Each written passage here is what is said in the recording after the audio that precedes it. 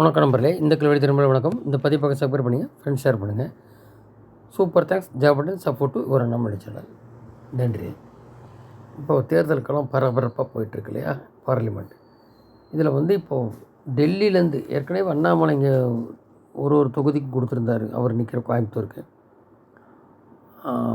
என்ன சொல்கிறது வாக்குறுதி. அது டெல்லியிலும் கொடுத்தல, uniform civil code, one nation அதெல்லாம் கொடுத்து பெண்களுக்கான ஏற்கனவே 33% கொடுத்தது. அதுபோக சில அந்த 1,00,000 ரூபா ஸ்கீம் மாதிரி வேறு அதெல்லாம் சொல்லியிருக்காங்க. டீட்டெயில் வரும்போது அது நாளைக்கு டீட்டெயில் வரட்டும். அது என்னன்றது முக்கியமான அம்சம் இருக்குது, பார்க்கலாம். இதில் பார்த்தீங்கன்னா இப்போ பெரம்பலூரில் நேரு பையன் நிற்கிற இடத்துல அங்கே முத்தரையர் உடையார் இருக்குது. உடையாரில் பிஜேபி நிற்கிறார் வேந்தர். முத்தரையர் கேண்டிடேட் ஏடிஎம்கே போட்டிருக்காங்க. அங்கே என்ன பண்ணுறது இல்லை, ஏடிஎம்கேலேருந்து ஏற்கனவே ஏடிஎம்கேலேருந்து ஆட்கள்லாம் இழுங்க அப்படின்னு ஸ்டாலின் சொல்லியிருக்கதா சொல்கிறாங்க.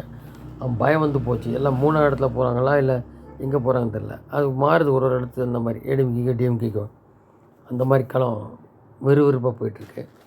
இதில் பார்த்திங்கன்னா உதாரணத்துக்கு திமுக சொல்லட்டி அடிக்குது. எங்கே பார்த்திங்கன்னா இந்த கோயம்புத்தூர், திருப்பூர், நீலகிரி, பொள்ளாச்சியில் பார்த்திங்கனாக்கா கோயம்புத்தூரில் திமுக வேட்பாளர் என்னன்னே தெரில. அவர் ராஜ்குமார் வேட்பாளர்ன்றாங்க. சிறையில் இருக்கும் செந்தில் பாலாஜி சம்மந்தப்பட்டவன். அது எங்கேருந்து எங்கே யார் என்ன கொடுக்குறா அட்வைஸ்ன்னு தெரில. டிஆர்பி பையன் சுற்றிட்டு இருக்கா அப்படிங்கிறாங்க. பலரோட விஷயத்தில் இப்போ விசைத்தறியாளரில் போய் அண்ணாமலை பார்க்குற இவங்க புறக்கணிக்கிறாங்க. தொழில்துறை மந்திரினா பார்க்கணும்ல.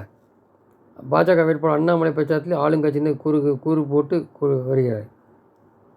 500 தொகுதியில் 500 நாளில் தீர்வு காண்பதாக சொல்லியிருக்காரு. இப்போ 100 வாக்குறுதி ஏற்கனவே சொல்லியிருந்தோம். அப்போ இந்த மாதிரிலாம் எதுவுமே இல்லை திமுகவில். அப்போ சரி, கம்யூனிஸ்ட் திருப்பூரில் பார்த்திங்கன்னா அங்கேயும் பிஜேபி நிற்கிது. அங்கே சிட்டிங் எம்பியாக இருந்த தான் நிற்கிறார் மறுபடியும். அவர் திமுகவினர் ஒர்க் பண்ணுவாங்களா, அது விரக்தியில் இருக்காங்க. என்ன செய்கிறா மாதிரி தெரியல. திமுக காட்ட அக்கறை ஈரோடு மாவட்டத்துக்கு குறைவாக தான் இருக்கிறது. இருப்பினும் திருப்பூரை காட்டிலும் கை கொடுக்கும் என்ற எண்ணம் இருக்கா. ஈரோடு திருப்பூர் கலந்து தான் திருப்பூர் தொகுதிக்கு வரும் போல். அதே மாதிரி மேலே இருக்கிற ஓட்டு அங்கே மாறுது. இந்த நீலகிரியில் முருகன் கீழே வருமானு தெரில. முருகன் கீழே அந்த பழைய சபாநாயகர் பையன் அவினாசி, பவானி சாகர்லாம் கொஞ்சம் இது இருக்கும். ஏன்னா அவினாசியில் எம்எல்ஏ அவர். இப்படி நீலகிரிக்கு இருக்குது. பொள்ளாச்சியில் திமுக வேட்பாளர் ஈஸ்வர சுவாமி களமிருக்கிறார். திமுக கோஷ்டி இருக்குது எல்லா பக்கமும். ஸோ இதிலெல்லாம் இருக்கும்போது எங்கே என்ன அப்படின்னு அவங்களுக்கு தெரியல. அதே மாதிரி திருச்சியில் அந்த சூரியன் சீனத்தில் நிற்க மாட்டேன்னு சொன்னதில் அவங்க ஒர்க் பண்ணுவாங்களான்னு தெரியல. பையனுக்கே இருக்கும்போது எங்கே வைகோ பையனை பார்க்க போகிறாங்க. அந்த மாதிரி இருக்குது. அது எடிமி நிற்கிறது மணல் கடத்தினருடைய சம்மந்தப்பட்ட உறவினர்.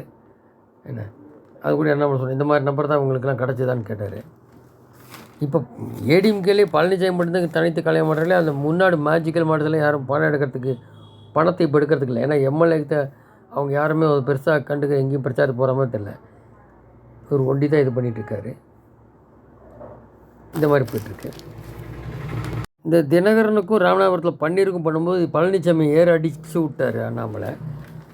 அதனால் பாருங்கள், இப்போது ஒரு பக்கம் அதிமுக கை மாறும். எலெக்ஷனுக்கு அப்புறம் எல்லாம் களம் மாறும். திமுக காணாமல் போகும். அது 2 சம்மந்தமாக டீட்டெயில் பார்ப்போம். தேர்தல் முடிவுக்கு பின் அதிமுக உண்மையானவர் கைக்கு போகும் அப்படிங்கிற மாதிரி அண்ணாமலை சொல்கிறார். தேனி தொகுதி பாஜக கூட்டணி ஆதரிக்கும் போது தமிழகத்தில் 2020 ஆட்சி மாற்றத்துக்கான அடித்தளம் இந்த லோக்சபா தேர்தல்.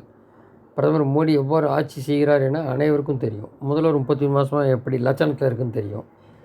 இந்தியாவை காப்பாற்ற என்னிடம் வாருங்கள் என்கிறார். தமிழகத்தில் கோபாலபுரத்தை குடும்பத்திலிருந்து காப்பாற்ற பாஜக தலைமையான கூட்டணி அமைந்துள்ளது. தினகரன் காலத்துக்கு வர காரணம் தமிழகத்தின் புதிய அரசியலுக்கு அப்படின்ட்டார். ஸோ ஸ்டாலின் தலைமையிலான திமுக, பழனிசாமி தலைமையிலான அதிமுக இரண்டும் ஒரே கட்சி தான். இரு கட்சியில் தொண்டர்கள் பிடிப்பார்கள், ஆனால் தலைவர்கள் ஒன்று தான். லோக்சபாத்தில் தினகரன் தோற்கடிக்க இரு கட்சின்றார். என்னென்னா எம்ஜிஆர் அணி கருணாநிதி வெளியில் தள்ளின மாதிரி நீங்கள் இபிஎஸ் தள்ளி விட்டுருக்காரு, ஓபிஎஸ் அப்படின்னு சொல்லியிருக்காரு ராமநாதபுரத்தில். அப்போ 2 பேர் ஜெயிச்சப்புறம் பாருங்கன்றதான் சொல்லியிருக்காரு. இது ஒரு பக்கம் இந்த 19ஆம் தேதி எலெக்ஷன் முடிஞ்சப்புறமே ரெடி ஆகிடுவாங்க அமலாக்கத்துறை திமுகவுக்கு. அப்போ ஒரு பக்கம் இது ஏற்கனவே தோற்றுட்டு வந்துட்டு பழனிசாமி இதில் தோற்றப்புறம் என்ன ஆகுங்க, அவரை துரத்துற நிலைமை கொண்டு வந்துடுவாங்க. சரிங்களா? அதுதான் அவர் என்னமோ மனக்கணக்கு பண்ணிட்டு இருக்காரு. யாருமே ஸ்டாலினோ எம்ஜிஆர் எடப்பாடியோ ஜெயலலிதா கிடையாது. ஓகே, அவர் கருணாநிதியும் கிடையாது. சரி, பரபரப்பான சூழ்நிலையில் தமிழகத்தில் எப்படி 19 ஓட்டுப்பதிவு நடைபெறவுள்ளது, அதகலமாக இருக்கும் பிரச்சார களம். அப்புறம் அமைதியாகிடும் இல்லையா? அப்புறம் என்ன ஆகும் கேட்டிங்கன்னா, தமிழகத்தில் ஆட்டம் ஆரம்பிக்கும். அமலாக்கத்துறை மற்றும் போதை தடுப்பு, அது இன்டர்நேஷ்னலில் இருக்குது, ஒட்டவே மாட்டாங்க.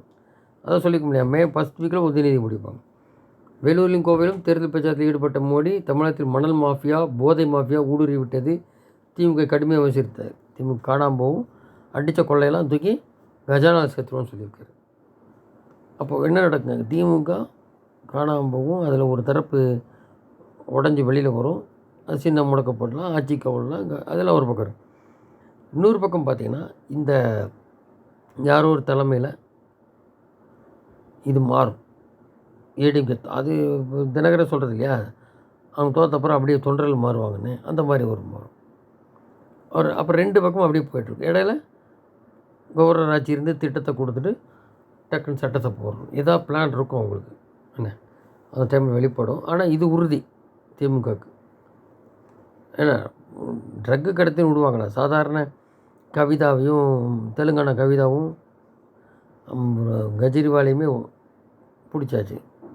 இத்தனைக்கும் அந்த சாராய சம்மந்தப்பட்ட ஊழலுக்கு. இது பல்லாயிரம் கோடி ட்ரக்கு சம்மந்தப்பட்டது. எப்படி சுழட்டி அடிக்கும் திமுகவும் தெரியாது. 19ஆம் தேதிக்கு மிகவும் தீவிரமாக இருக்கும். பல முக்கிய அரசியல் பிரமுகர்களுக்கு இனிமேல் தான் தலைவலியே.